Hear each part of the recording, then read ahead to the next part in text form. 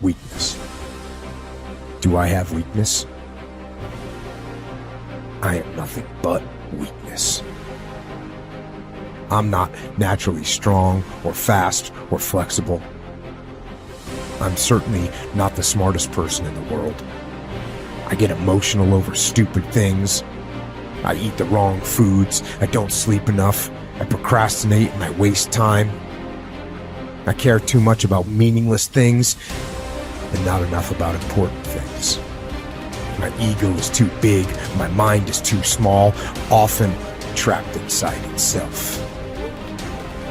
Now, all that being said, I have a saying. A person's strength is often their biggest weakness, but their weaknesses can become strengths. Success, guys, a very, very lonely road, man. Along that road, you're not going to see too many friends. You see your shadow most often. You got to trust in the heart of hearts. Inside what you're doing, what you believe in is a worthy cause, a winnable fight. I wish I could tell you you tired, go take a break. I wish I could tell you tired, rest for a year. I wish I could tell you that it's gonna get easier. I wish I could tell you it's gonna get easier. I wish I could tell you that if you just keep going, it's gonna get lighter. I dare you to take a stand today to say no more. I will no longer accept this for my life. I dare you to take action today. I dare you to write your goals down and get someone to hold you accountable. I dare you to hold yourself accountable. I dare you to give up everything that is keeping you from your dream, to say no to all the negative influences. I dare you to pick up a book instead of a drink. I dare you to work harder than you think you did yesterday. I dare you to prove them wrong. I dare you to prove yourself right. I dare you to stand up as a man or as a strong woman, as whoever you are, and declare that you are going to claim a bigger and better life for yourself. When you get to the point where enough is enough, when you get to the point where it hurt real bad, when you get to the point when it's over, when they're tired, when they're frustrated, when they're ready to give up, when they spent their last dime, that's when they get started. But what you cannot do is you cannot quit doing the process. You cannot give up because it ain't what you see. You cannot give up. Pain is there to make you better. Without struggle, there can be no victory. And let me tell you, when you've been through pain, when you've fought for where you are, you ain't gonna let anyone take away what you got. When you've earned it and paid your dues and suffered and failed, been hurt and been down, and you get back up, when pain and struggle comes to face you again, you look it in the face and stand it down. Because you've been through too much. You're too strong now. Everything that has happened to you up until this point has made you who you are. And it will continue to mold you into who you will be. How do you overcome the suffering of life? Is be a better person. That's how you do it. Well, that's hard. It takes responsibility. And I think, if you said to someone, you want to have a meaningful life? Everything you do matters. That's the definition of a meaningful life. But everything you do matters. You're going to have to carry that with you. Or do you want to just forget about the whole meaning thing and then you don't have any responsibility because who the hell cares? And you can wander through life doing whatever you want, gratifying impulsive desires for how useful that's going to be. And you're stuck in meaninglessness, but you don't have any responsibility. Which one do you want? Well, ask yourself, which one are you pursuing? And you'll find very rapidly that it isn't the majority of your soul that's pursuing the whole meaning thing, because, well, look what you have to do that. You have to take on the fact that life is suffering. You have to put yourself together in the face of that. It starts with yourself, man. You gotta start diving into those things that you're afraid of. You don't gain confidence by going to the spot that makes you feel good. It's gonna be a false reality. And the second life gives you that challenge, all you want to do is go back to what made you confidence or what gave you confidence is that happy spot. No. What gives you confidence, what gave me confidence was spending years at a kitchen table trying to learn how to read and write on my own. Realizing I can't learn the way you learn. I can't. But I can learn. What gives you confidence, not being afraid, is overcoming the fear. I used to stutter severely bad. So right now, I don't know how many people are gonna watch this. You know what gives me confidence? Is knowing I no longer care if I sit here and start stuttering again. That's what gives me confidence, is facing these things, overcoming them. And maybe not overcoming them every day, but facing them. And facing them, facing them. Pretty soon like this, oh man, this is where it's at. It's not in that comfort zone. It's in the discomfort zone is where my confidence is getting built.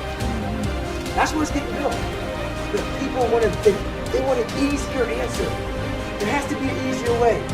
It's not. I'm sorry. I searched for it my entire life. I did. I lied. I did everything. And I still felt empty. I walked around with a backpack with all my stuff with no car. And I walk around happiest person in the world. Have nothing. Happy as hell. It's because I found out the whole key to life. It's not in all that. Have to face yourself. So many people live to be 100 years old and they die miserable, having everything, because they never examine. I call it my live autopsy. You never examine this. Happiness, peace, enlightenment, it's all up here, man. It's all up here. And when I start talking like this, people are, man, I don't know. It's the truth, man. It's all up here. You just gotta be willing to go and face it. And that's the hard part. Attitude is a reflection, a result of a person's will. It is incalculably powerful. It can bring about marvelous results for us, but we need to train it patiently, day by day. Now let's talk about the attitudes of people who are successful. The top 5% of the people who go sailing through life from one success to another and who, even when they fail at something, shrug it off and head right out again. No matter who the person is or what he does, men and women in sales, business executives, people in all the professions, wives and mothers, students, top people in the armed forces, public servants, men and women in the service of religion, working men and women in all fields of endeavor, wherever you find a person doing an outstanding job and getting outstanding results, you will find a person with the right kind of attitude.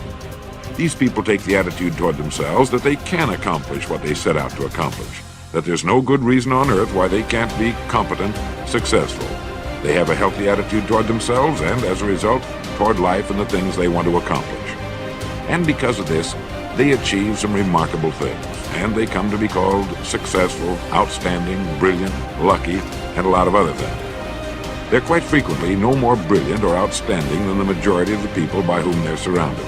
But they did develop the right attitude, and they found their accomplishments not too difficult, and many times surprisingly easy, simply because it seems that so few are really trying, really believe in themselves. Successful people come in all shapes and sizes and in widely varying degrees of intelligence, background, and so on. But they all have one thing in common. They expect more good out of life than bad. They expect to succeed more than they fail. If you want something worthwhile, take the attitude that there are a lot more reasons why you can have it than there are that you cannot, and set out to earn it. Go after it, work at it, ask for it, and 9 times out of 10, you'll get it. Our environment is really a mirror of our mental attitude. If we don't like our environment, we have to change our attitude first. Your ability and willingness to discipline yourself to accept personal responsibility for your life are essential to happiness, health, success, achievement, and personal leadership. Accepting responsibility is one of the hardest of all disciplines, but without it, no success is possible. The failure to accept responsibility and the attempt to foist responsibility for things in your life that make you unhappy onto other people, institutions, and situations completely distort cause and effect, undermine your character, weaken your resolve, and diminish your humanity. They lead to making endless excuses. There is a direct relationship between the acceptance of responsibility and the amount of personal control you feel you have over your life. This means that the more you accept responsibility, the greater sense of control you experience. There is also a direct relationship between the amount of control you feel you have and how positive you feel. The more you feel that you have a high sense of control in the important areas of your life, the more positive and happy you are in everything you do. When you accept responsibility, you feel strong, powerful, and purposeful. Accepting responsibility eliminates the negative emotions that rob you of happiness and contentment.